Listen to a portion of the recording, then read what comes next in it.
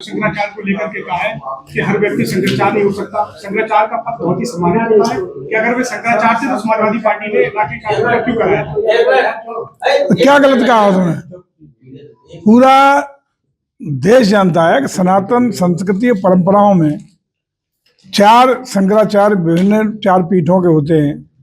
उन पीठों के द्वारा सर्वमान्य शंकराचार्य 4 पीठों के अलग अलग रहते हैं। उन्होंने ये थोड़ी कहा कौन है नहीं है, उन्होंने कहा 4 शंकराचार्य 4 पीठों के निर्धारित होते हैं और जो उन पीठों की जो परिषद बनी हुई है वो निर्धारित करती है कौन किस पीठ का शंकराचार्य की मान्यता देता है। ये परंपराएं सनातन संस्कृति की परंपराएं जो हमारे सनातन संस्कृति को नई ऊर्जा देती है, नई संस्कृति और संरक्षण देती है और सनातन को निरंतरता के साथ मजबूती देने का काम करती है। अखिलेश यादव बजट को लेकर के लगातार निशाना साध रहे हैं भाजपा पर। वो कह रहे हैं कि इस बार का डबल इंजन का जो बजट है वो फेल है। वो बेचारे क्या कहें, वो ये कहें बहुत अच्छा है, उनको तो कहना भी चाहिए, विपक्ष के नेता हैं उन्हें यही कहना चाहिए। लेकिन पूरा देश इस बात को महसूस कर रहा है कि अखिलेश जी के जंगल राज में और इन 9 सालों के कार्यकाल में प्रदेश कहाँ पहुँचा है। हम लोग राजस्व के क्षेत्र में हो, औद्योगिक क्षेत्र में हो, कानून व्यवस्था के क्षेत्र में हो, इंफ्रास्ट्रक्चर डेवलपमेंट के क्षेत्र में हो, कनेक्टिविटी के क्षेत्र में हो या पूरे विश्व स्तर के अनेकों औद्योगिक घरानों के निवेश के क्षेत्र में, उत्तर प्रदेश ने नए नए कीर्तिमान स्थापित करके जहां बीमारू राज्य जो अखिलेश जी के जमाने में हुआ करता था, माफिया राज्य हुआ करता था, उससे उभर के आज उत्तर प्रदेश हिंदुस्तान का ग्रोथ इंजन बना है, रेवेन्यू सरप्लस स्टेट बना है। जहां रेवेन्यू के मामले में कहा जाता था कि 2-2, 3-3 महीने सरकारी मुलाजिमों की तनख्वाह के लिए धन नहीं होता था, वही स्टेट आज सरप्लस रेवेन्यू स्टेट है। विभिन्न आयामों में, विभिन्न योजनाओं के क्रियान्वयन में आज देश में नंबर 1 है। बेटी आकार में देश का नंबर 2 आज प्रदेश उत्तर प्रदेश है।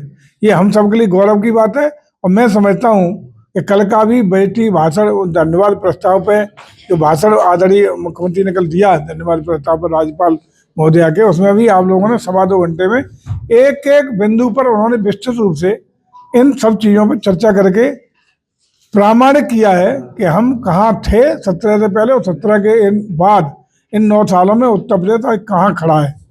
मंत्री जी, संविधान लागू हुआ है तब से ऐसी कभी परंपरा नहीं रही जैसी संसद सत्र चल रहा था, विपक्ष जो था हंगामा कर रहा है, सैकड़ों करोड़ रुपया आम जनता का बर्बाद होता है। वहाँ आलोचना करिए आप सरकार की अगर कहीं कमियां हैं, लेकिन जिस तरीके से चाहे संसद का उठा लो और यहाँ यूपी में भी देख लीजिए जब राज्यपाल जब संबोधन कर रही तब भी बहिष्कार किया गया। हंगामा, केंद्र और राज्य सिर्फ आलोचना करना और अपनी बात ना रखना।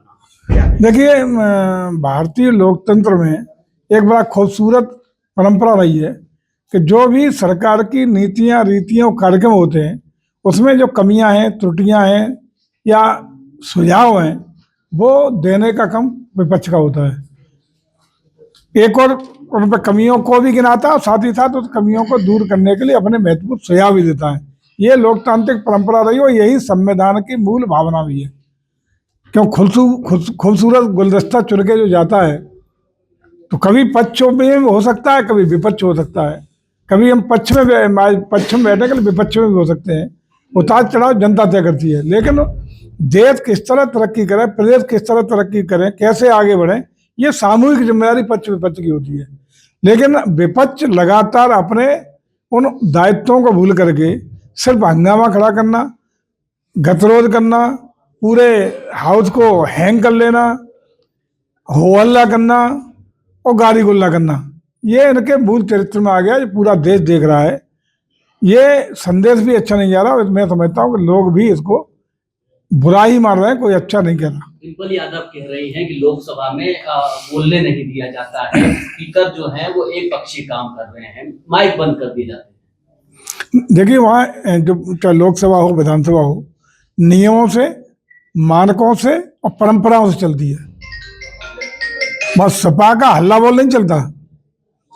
अब हल्ला बोल करना चाहे तो हल्ला बोल थोड़ी चलेगा।